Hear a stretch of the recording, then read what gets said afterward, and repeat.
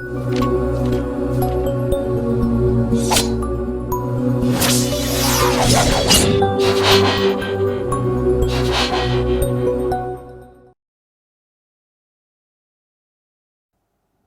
திரு அவையில் செப்டம்பர் மாதத்தை திருவிவிலிய மாதமாக சிறப்பிக்கக்கூடிய நமக்கு மாதா தொலைக்காட்சி மூலமாக விவிலியம் அறிவோம் என்ற நம்முடைய மைய சிந்தனையில் விடுதலை பயண நூலில் விவிலிய மாந்தர்களுடைய பெயர்கள் நமக்கு தரக்கூடிய செய்தி என்ன என்பதை சிந்தித்துக் கொண்டிருக்கிறோம்.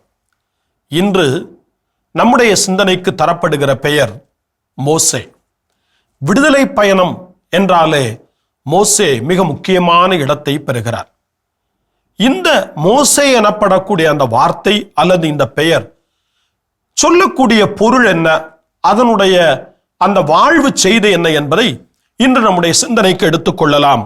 விடுதலை பயண நூல் 2ஆம் அதிகாரம் 10வது இறைவார்த்தை. குழந்தை வளர்ந்த பின் அவள் பார்வோனின் மகளிடம் அவனை கொண்டு போய் விட்டாள். அவள் அவனை தன் மகன் என கொண்டாள். நீரிலிருந்து நான் இவனை எடுத்தேன் என்று கூறி அவனுக்கு மோசே என்று பெயரிட்டாள். மோசே எனப்படக்கூடிய சொல்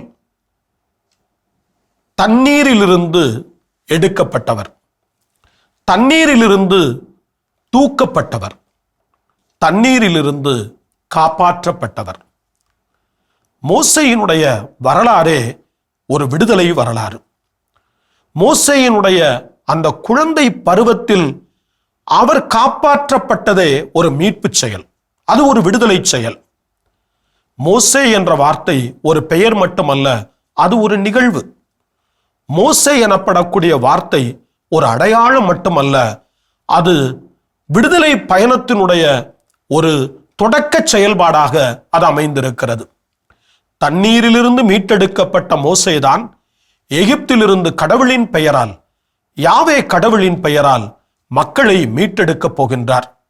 தண்ணீரிலிருந்து தூக்கி எடுக்கப்பட்டது போல இந்த மோசேதான் பார்வோனுடைய அடிமைத்தனத்திலிருந்து, எகிப்தினுடைய அடிமைத்தனத்திலிருந்து மக்களுக்கு யாவே கடவுளின் பெயரால், அந்த உயிருள்ள கடவுளின் பெயரால் விடுதலை பாதையை காட்டப் போகின்றார்.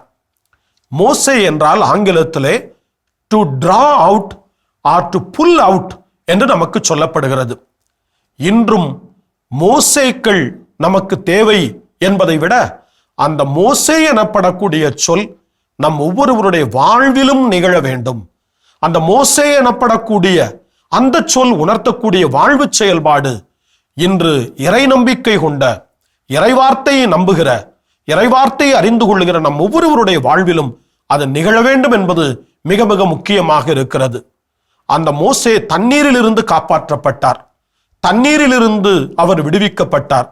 இன்று நாம் காப்பாற்றப்பட வேண்டியது, நாம் விடுவிக்கப்பட வேண்டியது, நாம் தூக்கி எடுக்கப்பட வேண்டியது பல்வேறு தீமைகளிலிருந்து, பல்வேறு உலக போக்குகளிலிருந்து. கடவுளே அந்த நாளில் மோசேயை தன்னுடைய பணிக்காக தூக்கி எடுத்தார், தன்னுடைய பணிக்காக அவரை உயர்த்தினார். அந்த கடவுள் இன்று நம்மையும் அவருடைய பணிக்காக, அவருடைய மதிப்பீட்டு வாழ்வுக்காக, அவருடைய அந்த தொடர் விடுதலை செயல்பாட்டுக்காக கடவுள் இன்றும் நம்மை தூக்கி எடுக்க விரும்புகின்றார். முன்வருவோம், கடவுளின் பணிக்கு நம்மையே தாழ்த்தி கொள்ள முன்வருவோம், அர்ப்பணிக்க முன்வருவோம்.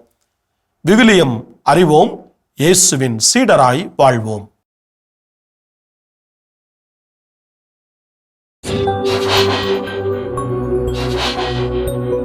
விவிலியம் அறிவோம், இயேசுவின் சீடராய் வாழ்வோம்.